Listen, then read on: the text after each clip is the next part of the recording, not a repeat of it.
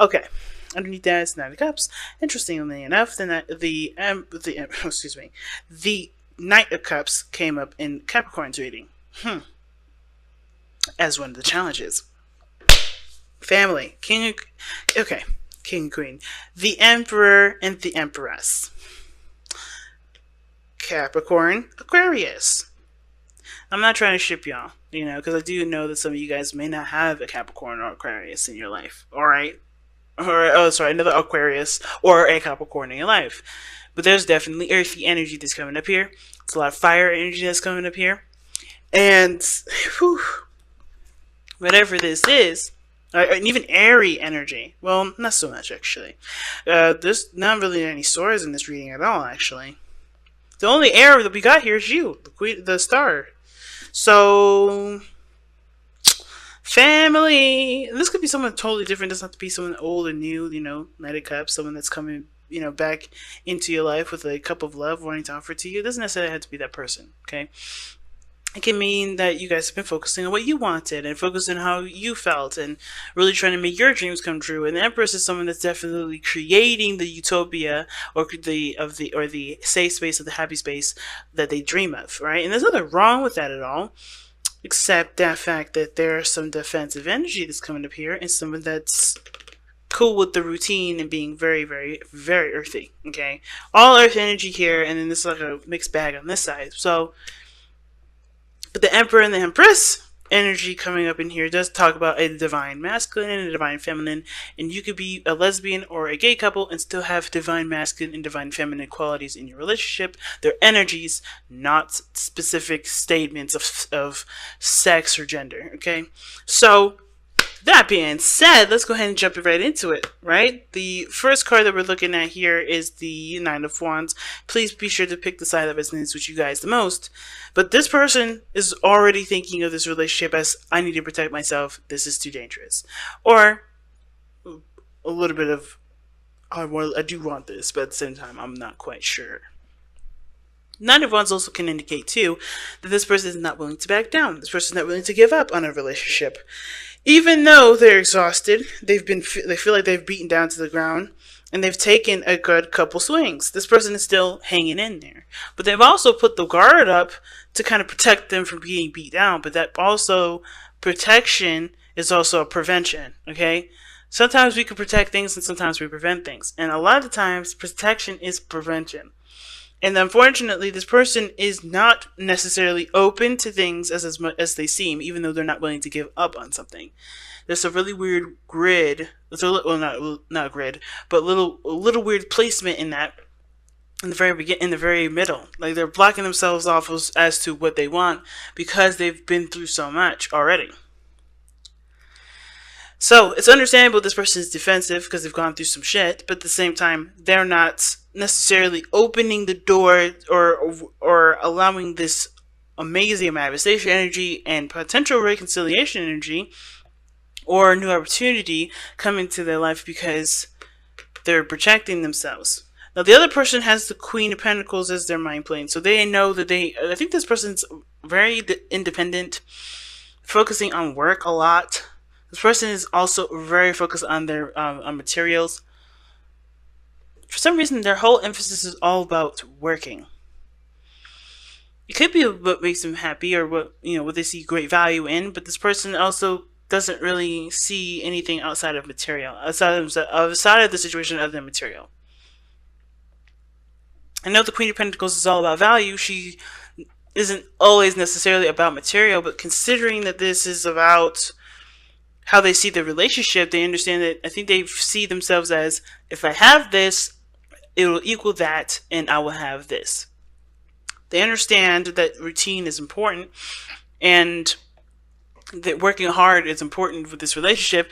And I do think they see this person, or they see this relationship as something that's great in value to them. But I have this feeling that they also I think they kind of equate that value to being at a certain point, being at a certain point financially, or so on, right? So, That being said, this person is presenting themselves as the Two of Pentacles. Now, the Two of Pentacles, to me, someone that's juggling two different things, keeping the balance of a situation, looking at the practical side of things instead of the emotional side when it comes to making a decision about whether or not they're willing to pursue something, put their hard work and effort into it. If it's enough of, if that value of whatever these options are, the options that they have are, whatever they're juggling, whichever these, Pentacles values are, right? Which one is worth going after? And well, again, with this person seeing that this relationship is something of great in value, I think they're having a hard time figuring out or having a hard time, pursuing any of these options here, because even though both have great value, they don't really know which one means more to them, because they're not looking at how they feel or what they want. It's like having an opportunity to go to college and being in an amazing relationship that can, that can span lifetimes. Both, I think this person wants both of those things, but which one means more to them in this moment to go ahead and go after those things? Because this person would typically be the long-term thinker, someone that kind of sees the future or lives in the future. They try to prepare and get everything set for whatever it is that they're trying to reach to, instead of working on what they have now and building something in the moment so that way they can have that future. This person, to me, with the Queen of Pentacles, is a future chaser, right? This person's a future denier at this moment. Future chaser, future denier. And the reason why they're pretty much the same is because this person, while they're chasing the future, is always going to be way farther than they always anticipate it to be. Because they're always doing something, they're doing it from a front to back view instead of from, back to front or whatever, right? They're always doing something for the later instead of doing something for the now. So they're always going to be setting themselves backwards as they're putting themselves forward. And this person is not necessarily inclined to, to embrace the future, because they're too busy worrying about what happened before and what they're not willing to tolerate now. It's really interesting. But neither one direction is wrong or incorrect. But I feel like it's not doing them the service that they want, because obviously this person has something that they want. Like I said before, Aquarius, you already know what you want already.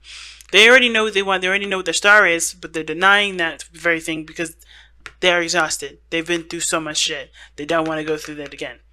Now, this person, again, is a future tracer. They're looking at, how is this going to translate to my future? How is this going to improve in my value?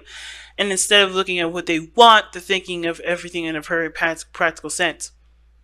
And I do believe that maybe it may have been because they missed an opportunity in the past, and they don't want to pass up on the opportunity because they weren't aware of its value. But they're not doing again, what they should have done in the very beginning, which is no longer looking at the situation as, what do I need to do now? Or looking at the situation from a very practical standpoint. They have to look at what they, because everything was taken care of here, period. They had to retract and look within themselves. It's the same situation. They have to look at how this person has to look at how they feel before they can make a decision of whether or not this is something worth pursuing or not. Because, you can have a penny or you can have a nickel, but they're both coins. It's all depending on whether or not you feel like this thing is worth the time that, or whatever, right? I know it's horrible to use money as, in that analogy, to kind of explain myself, but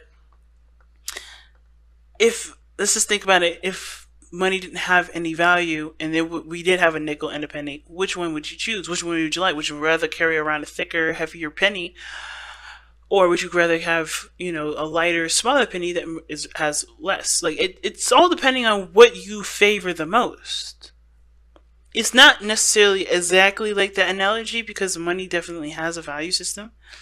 And of course, we do want the most out of that ladder most of the time.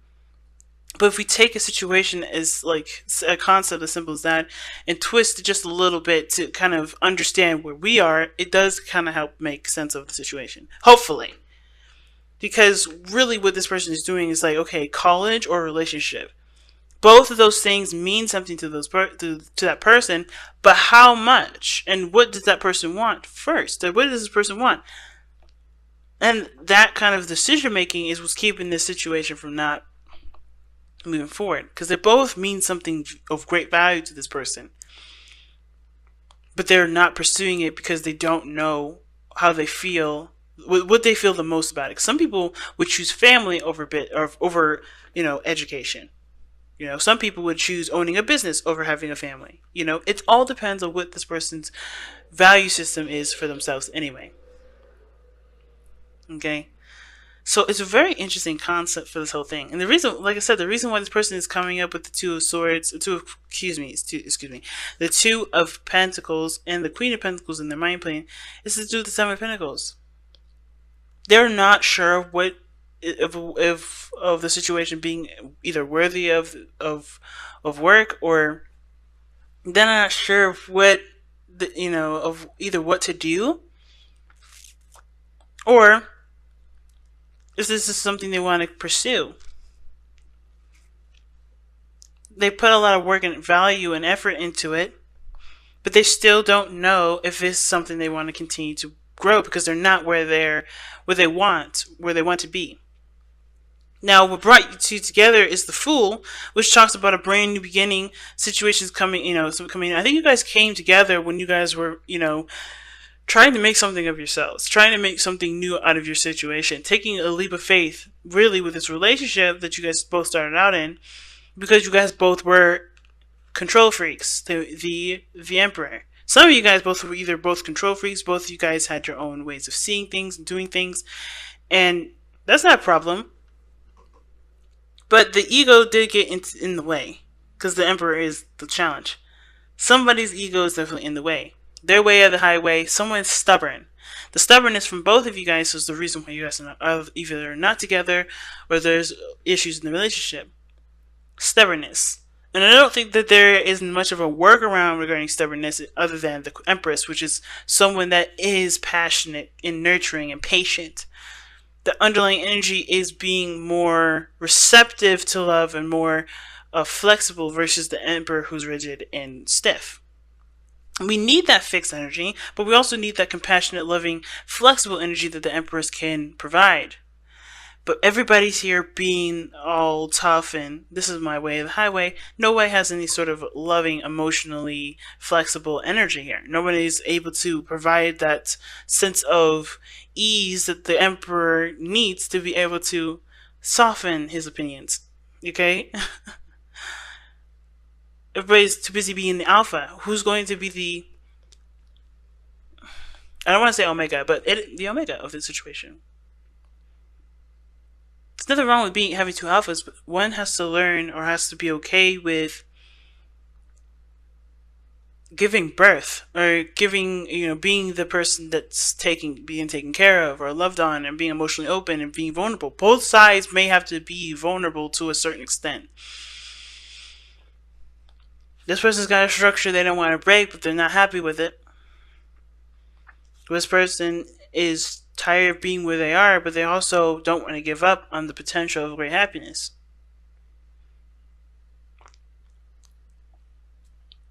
But then something's got to give. You can't have it your way and then go and then be, expect the situation to fly the other way too. It's like it's like the Two of Swords for both parties here. Both parties are holding up two swords.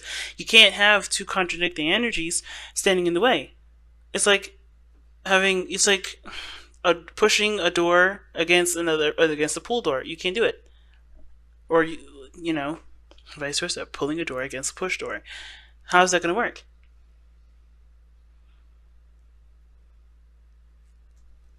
It's just too much. It's like, or having two positives. Think of a magnet having two positives going against each other, or two negatives. It's going to repel. It's not going to do anything.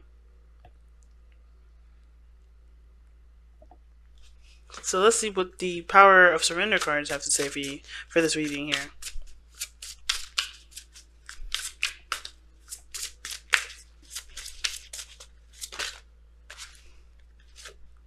Oh my goodness.